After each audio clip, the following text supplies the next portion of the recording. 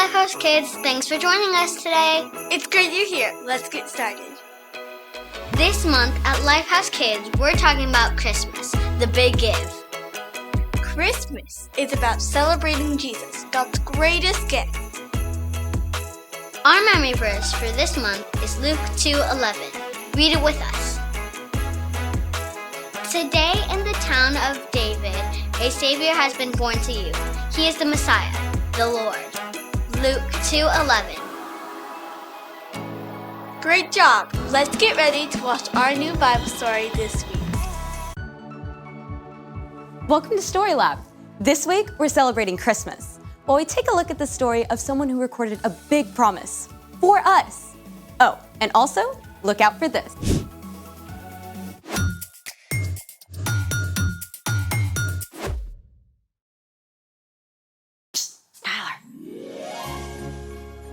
Hey, I'm Skylar. And I'm Sebastian. We're talking about Christmas, which is celebrating Jesus, God's greatest gift.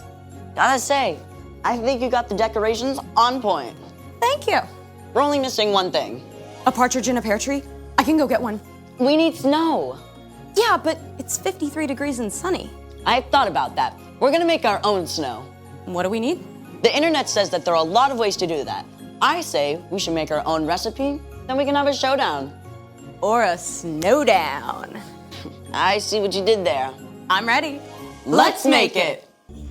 For our first DIY snow, you just need 2 ingredients, cornstarch and lotion. Step 1, dump all the cornstarch in the bowl.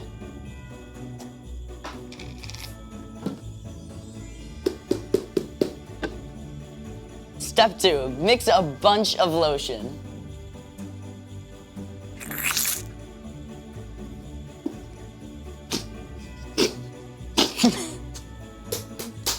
I think we got everything.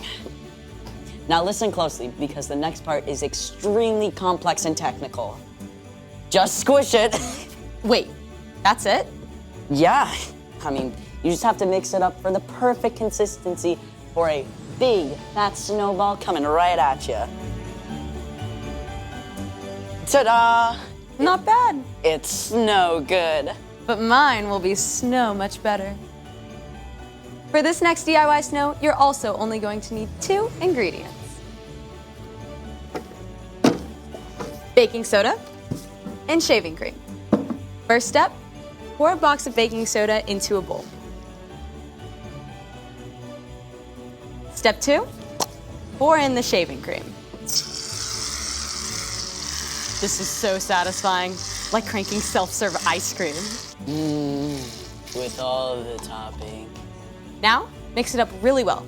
This is gonna take like 2 or 3 minutes to get right, I think.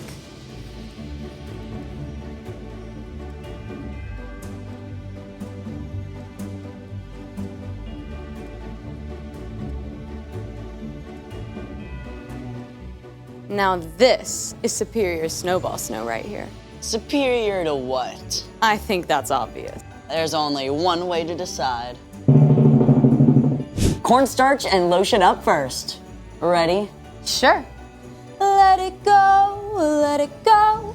That's so 2013. Were you even born in 2013? Yes. Here goes. It moves. That's right. 3, 2, 1. Ooh, let's see that again.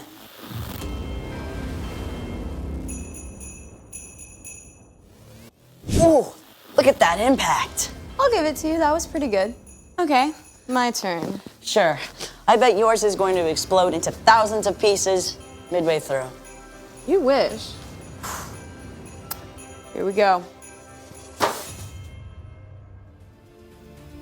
Not that bad. I think we should try them side by side. Yeah, let's try that. All right. Okay. You got one? Yep. Okay, ready? 3, 2, 1. Okay, I'll give it to you. Cornstarch and lotion, but only because your throw was better than mine. I'll take it. That was awesome. Can we do it again? Absolutely. But first, let's get ready for The story before the story. Today, we're in the 23rd book of the Old Testament, Isaiah. In the beginning, out of love, God made an amazing world. But when people turned away from God, the world was broken. God made a plan to bless the whole world through Abraham's family, the Israelites. But over and over, God's people would run to God and then pull away, just like a yo-yo. After King David's son Solomon, the kingdom of Israel was split into two nations. During this time, God spoke through prophets to encourage them to turn their hearts back to God and to tell them about the rescuer God would send. One of these prophets was a man named Isaiah, which is where our story starts. Take it away. Hey, everybody! Hey, Erica. Isaiah lived more than 700 years before Jesus. And get this, his name means the Lord saves us. Think about that. Even Isaiah's name pointed to God's plan to save the Israelites and the whole world. Isaiah was a prophet, someone who listens to God and then shares truth from God with other people. Often this is a message about events that will take place in the future. Then I heard the voice of the Lord. He said, "Who will I send? Who will go for us?" I said, "Here I am. Send me." Isaiah lived in Jerusalem. Though Jerusalem was still free, the northern part of Israel had been conquered by the Assyrians. With enemies closing in, Isaiah knew it was only a matter of time until the rest of the Jewish people were taken captive too. Isaiah served as an advisor to the king, but many of the messages that he shared also spoke about a time far into the future, a time when God would send someone to rescue God's people forever. The people who are living in darkness will see a great light. They are now living in a very dark land, but a light will shine on them. That light Isaiah was writing about wasn't an actual light. It was a person, a savior, and that savior was going to come in the most unusual, unexpected way. A child will be born to us. A son will be given to us. He will rule over us, and he will be called Wonderful Advisor and Mighty God. He will also be called Father who lives forever and Prince who brings peace. Isaiah wrote that a savior would come as a baby. Now, remember, this is over 700 years before Jesus was born.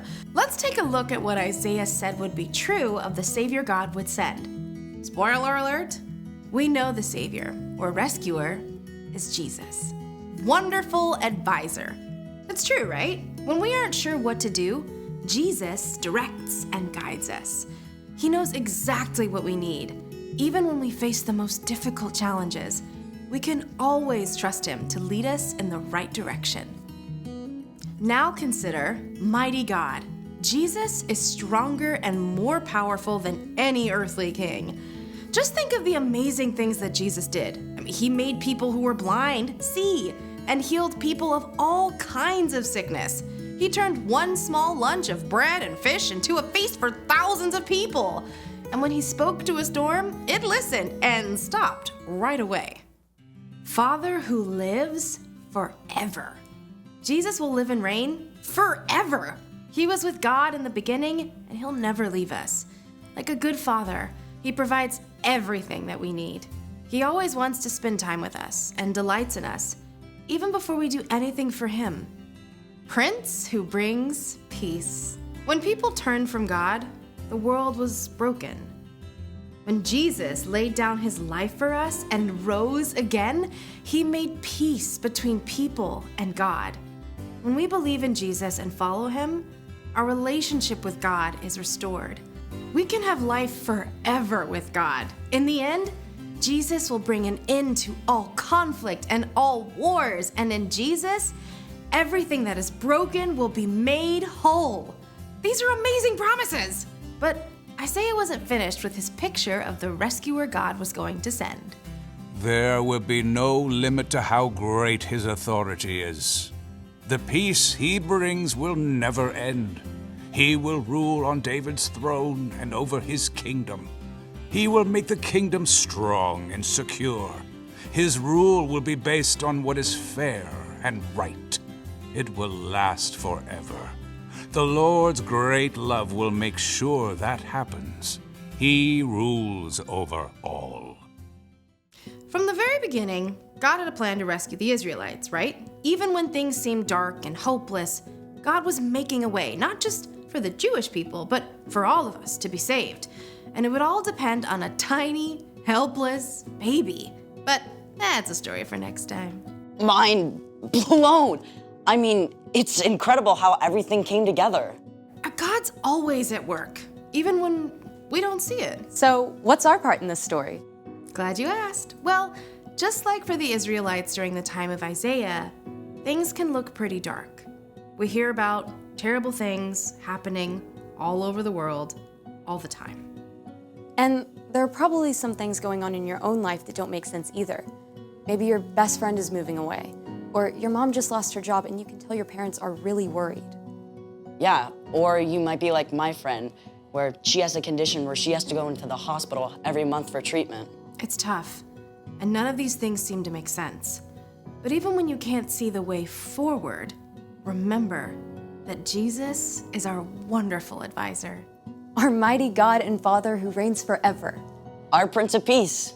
Exactly, and you can trust that God has a plan, and that in the end, everything that's wrong and confusing will be made right. Now that's something to celebrate.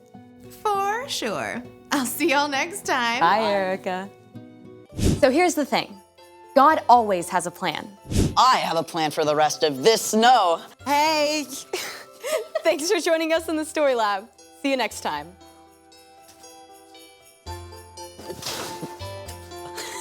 All right. Good shot. Good shot. Good throw.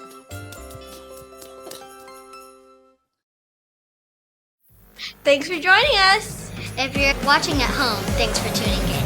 If you're at one of our campuses in Bakersfield, Coachella Valley, Delano or Wasco, get ready. because your small group leader has lots more planned for you. See you next time. Bye.